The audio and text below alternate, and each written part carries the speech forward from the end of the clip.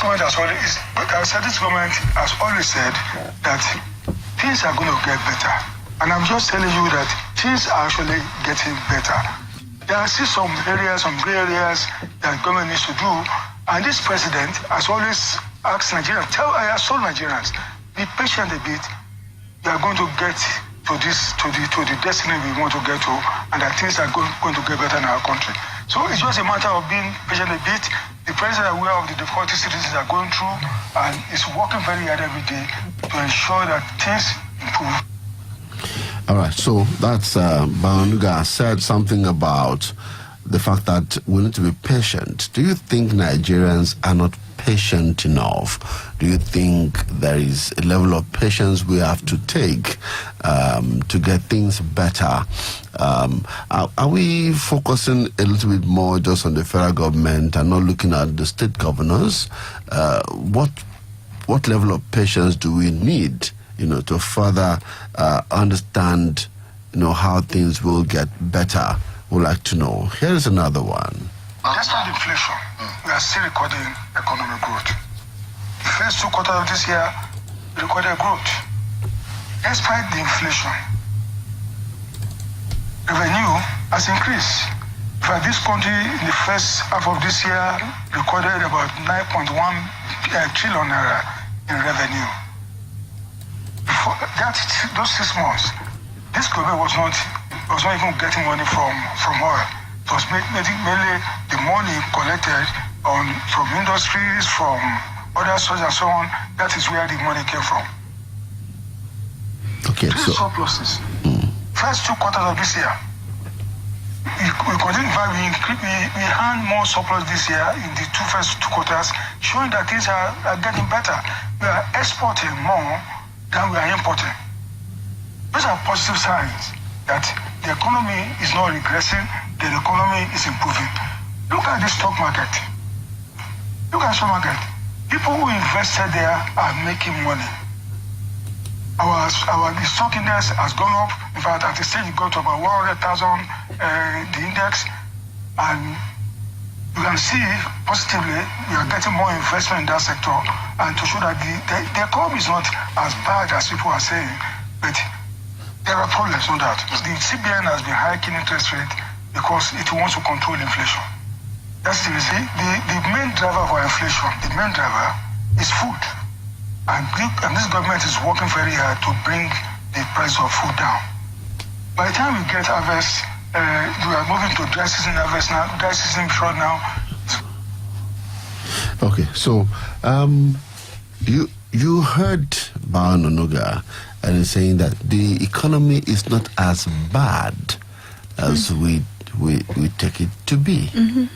I mean, when you hear the presidency speak like this, and then you check the data as well, like you introduced, and you see how the NBS has revealed that the GDP has grown, especially in the second quarter of 2024, saying that it grew by 3.19% year-on-year in real terms in the second quarter, and that the growth rate is higher than the one recorded in 2023, the first quarter of 2024. I mean, when you see this data being put on the table, yes, one might be tempted, for lack of better word, to agree with the presidency that maybe just maybe things are getting better. But taking a closer look at what was said by Bayo Onanuga on that show where he was talking, it kind of give a little bit of more insight into some of the things that Nigerians have been complaining about over the years. And one of such is how conversant, how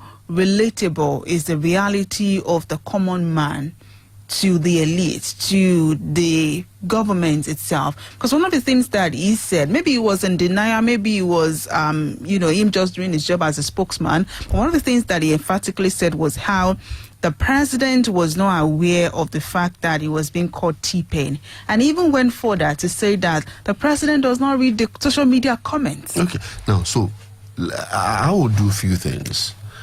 Let's look at these two indices. Punch newspaper reported hardship. 50% of private hospitals have shut down, says Doctors Guild's president. So if you look at that story, because I read that story yesterday, no fewer than 50% of private hospitals have shut down, while existing ones are currently struggling to survive due to operating costs. The Guild of Medical Directors raised the alarm that healthcare providers were grappling with increasing financial burdens, which was threatening the sustainability of many facilities across the country. Now, it was given an interview to Punch. Dr. Raymond Kuti stated that private hospitals were struggling to meet their operational expenses, particularly in areas such as electricity and medical supplies.